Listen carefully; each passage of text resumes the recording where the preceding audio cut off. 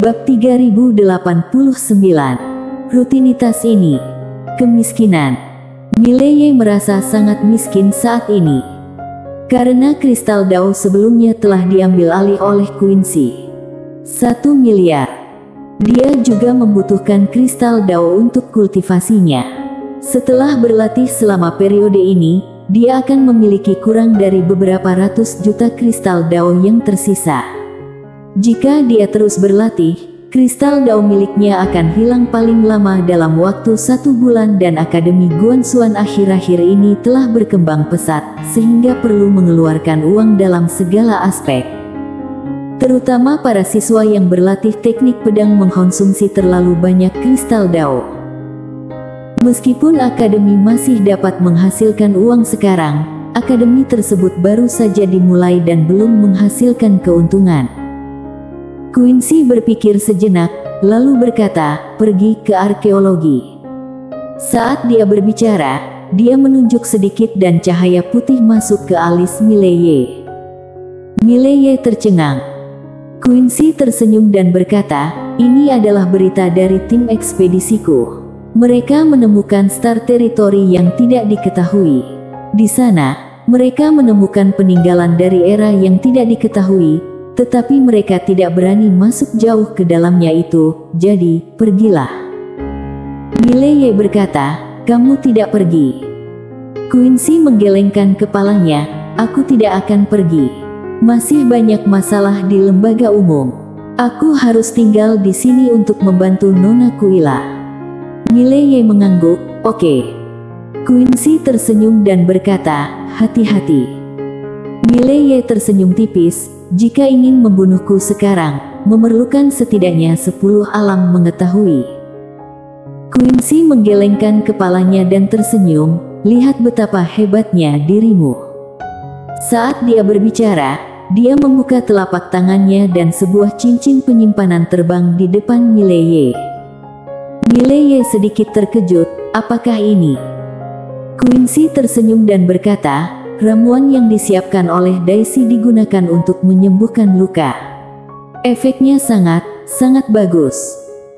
Mendengar hal tersebut, Mileye sedikit terkejut, kenapa tidak melihat Daisy kali ini? Tentu saja ia teringat pada Daisy, gadis ini banyak membantunya di dunia Bima Sakti, bahkan ia juga mendirikan rumah pil di akademi dan menjadi ketua rumah pil. Quincy berkata, dia sedang menyempurnakan ramuan dan akan datang ke sini setelah beberapa saat. Mileye mengangguk sedikit, meletakkan cincin penyimpanannya, lalu berkata, kalau begitu aku pergi. Quincy mengangguk.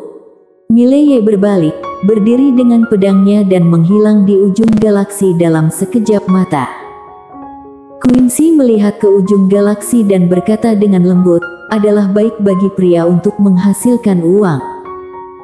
Setelah mengatakan itu, dia berbalik dan pergi. Begitu Mileye meninggalkan alam semesta optik, puluhan aura dahsyat datang dari jauh. Mileye sedikit mengernyit. Pada saat ini, seorang wanita tiba-tiba muncul di depan Mileye. Melihat wanita ini, Mileye tercengang. Wanita itu juga sedikit terkejut. Mileye tersenyum dan berkata, ternyata itu Nona Sora dari Taichu. Orang yang datang tidak lain adalah Sora Taichu, ketua klan Taichu. Sora Taichu menatap Mileye dan berkata sambil tersenyum, Tuan Muda Ye, mengapa kamu ada di sini? Mileye tersenyum dan berkata, akademiku ada di sini. Mendengar ini, wajah Sora Taichu tiba-tiba menjadi gelap. Kali ini dia datang ke sini hanya untuk kebangkitan alam semesta ini. Kalian pasti tahu kalau alam semesta kebangkitan bisa menghasilkan banyak master yang kuat. Tapi sekarang, mendengar kata-kata Mileye, dia terdiam. Raja pengandal dukungan sudah sampai di sana lebih dulu. Saat ini, Mileye tiba-tiba berkata, mengapa Nona Sora ada di sini? Sora Taichu menarik kembali pikirannya dan berkata sambil tersenyum, aku mendengar bahwa Tuan Muda Ye mendirikan akademi di sini, jadi aku datang ke sini untuk memberi selamat kepadanya. Mileye berkedip, apakah kamu punya hadiah? Ekspresi Sora Taichu membeku. Mileye tersenyum dan berkata, aku hanya bercanda. Taichu Zen tersenyum tipis, Tuan Muda Ye, bagaimana kabar kakakku akhir-akhir ini? Mileye mengangguk, dia baik-baik saja, sedang pelatihan tertutup. Pelatihan tertutup. Sora Taichu tersenyum dan berkata, itu seharusnya menjadi terobosan.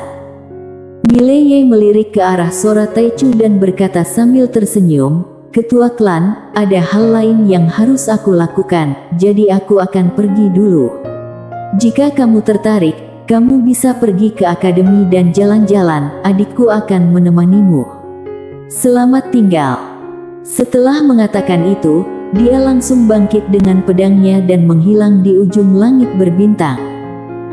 Sora Taichu melihat ke kejauhan.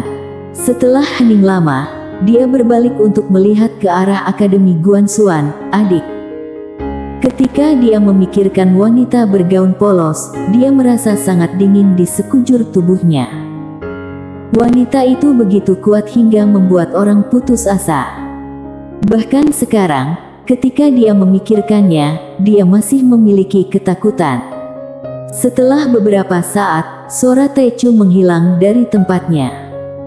Mileye langsung menggunakan pedang biru gaib untuk melakukan perjalanan menembus ruang dan waktu.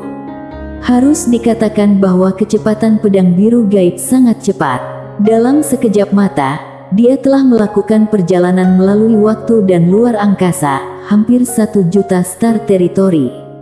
Tentu saja, dia membawa pedang biru gaib dengan sarung pedang. Pedang biru gaib tidak bisa terhunus sekarang. Mileye tiba-tiba muncul di dataran. Di sekelilingnya, ruang dan waktu berputar dan bergetar. Setelah beberapa saat, ruang dan waktu di sekitarnya menjadi stabil. Mileye perlahan membuka matanya. Dia melirik ke kejauhan. Sebuah kota kuno samar-samar terlihat di kejauhan. Saat itu, seorang wanita tiba-tiba muncul tidak jauh di depan Mileye. Wanita itu membungkuk sedikit, Tuan Muda Ye. Mileye memandang wanita itu dan berkata sambil tersenyum, aku pernah melihatmu sebelumnya, kamu adalah Kapten Ekspedisi Queen. Wanita itu tersenyum tipis, ya. Namaku di Bima Sakti adalah Jenny, Tuan Muda Ye bisa memanggilku Jenny saja.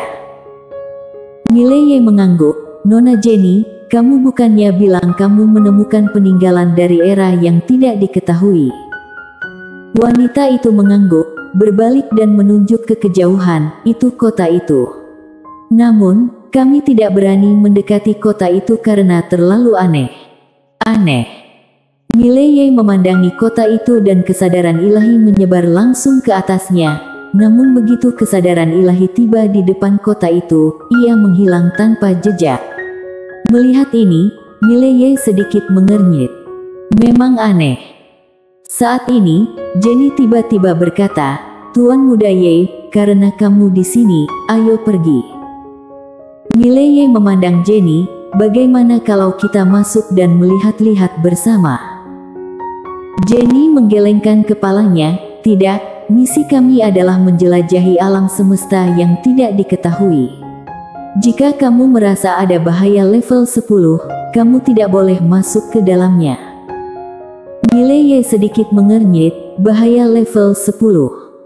Jenny mengangguk, ya, ada tingkat bahayanya, yang terendah adalah tingkat 1 dan yang tertinggi adalah tingkat 10. Mileye ragu-ragu sejenak, lalu berkata, apakah berbahaya? Jenny mengangguk, ya. Mileye berkata dengan suara yang dalam, bagaimana kamu menilai bahaya ini? Jenny berkata, rasakan, lalu perkirakan. Mileye bertanya, apakah akurat? Jenny mengangguk, sangat akurat. Mileye terdiam. Jenny membungkuk sedikit, Tuan Muda Ye, kami sangat sibuk, jadi kami tidak akan tinggal di sini. Selamat tinggal. Setelah mengatakan itu, dia berbalik dan menghilang ke kedalaman langit berbintang. Mileye melirik ke kedalaman langit berbintang. Jenny ini benar-benar hilang. Di tempat, Mileye terdiam beberapa saat, lalu dia berbalik dan berjalan menuju kota kuno. Telah datang ke sini, jadi tentu saja tidak bisa kembali begitu saja. Apalagi dia masih sangat percaya diri dengan kekuatannya sendiri sekarang. Beberapa saat kemudian, Mileye berjalan menuju kota kuno. Dia melihat ke gerbang kota. Ini adalah kota tandus. Seluruh kota perlahan-lahan membusuk. Gerbang kota bahkan telah menghilang dan tembok kota di sekitarnya ditutupi dengan segala jenis rumput liar. Sekilas terlihat seperti kota hantu. Mileye membuka telapak tangannya, dan sebuah pena kecil dan menara kecil muncul di tangannya. Menara kecil ragu-ragu sejenak, lalu berkata, "Majikan muda, apa yang akan kamu lakukan?" Mileye tersenyum tipis, "Biarkan kamu merasakan keberadaan." Karena itu, dia melemparkannya langsung ke arah kota. Menara kecil, pena kecil. Mileye memandang kota dan menunggu dengan tenang. Setelah sekian lama, tiba-tiba terdengar suara menara kecil dari dalam kota. "Majikan muda, di sini aman, masuk." Mileye berkedip, "Menara kecil, kamu diancam." Menara kecil terdiam. Pada saat ini, jeritan melengking tiba-tiba terdengar dari kota, dan kemudian cahaya keemasan langsung terbang. Itu adalah menara kecil. Menara kecil itu terbang langsung sejauh puluhan ribu kaki, lalu menghancurkan ruang waktu menjadi berkeping-keping. Mileye berkedip lalu berbalik untuk melihat ke dalam kota. Pada saat ini, sebuah pena tajam tiba-tiba muncul dari kota. Namun saat berikutnya, ujung pena yang tajam langsung hancur dan kemudian cahaya hitam terbang keluar. Itu adalah pena kebenaran agung. Pena kebenaran agung sedikit lebih baik dari menara kecil, terbang ribuan kaki lalu berhenti. Namun ketika berhenti, ia mulai bergetar hebat, seolah-olah kesakitan. Mileye melihatnya.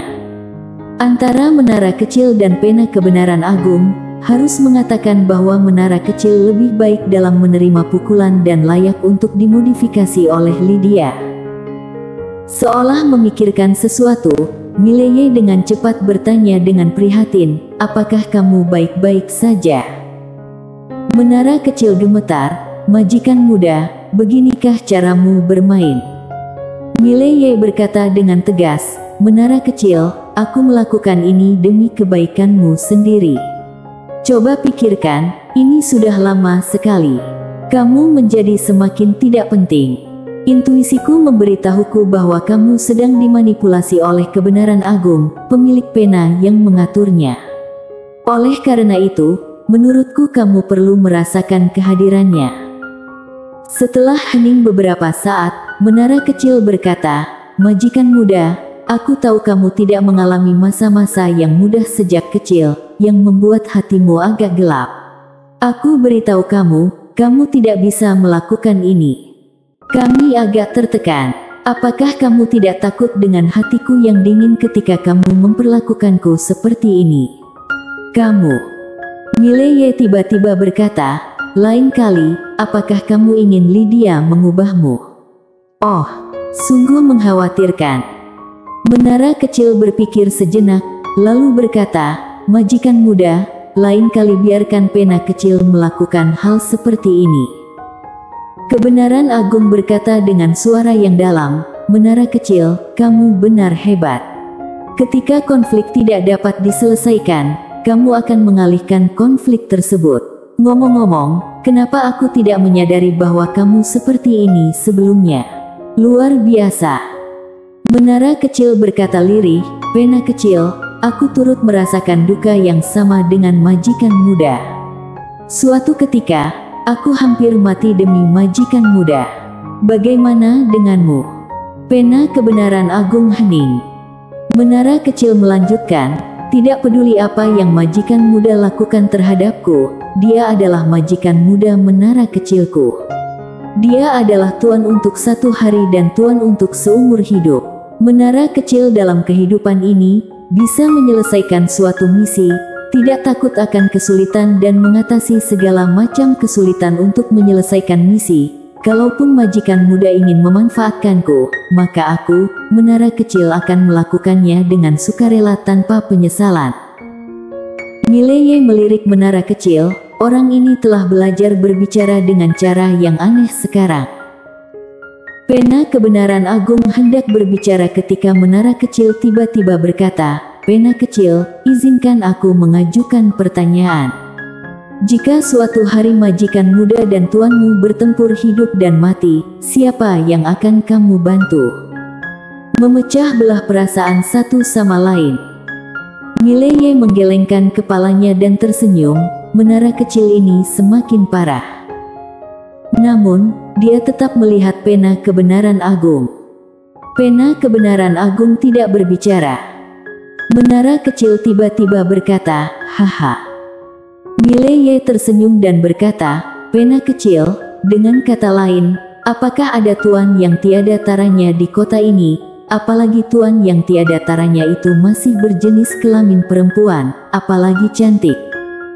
Setelah hening beberapa saat, pena kecil berkata, "Bagaimana kamu tahu?" Mileye tertawa, "Rutinitas ini, aku tahu." Haha. Pena kecil bersambung.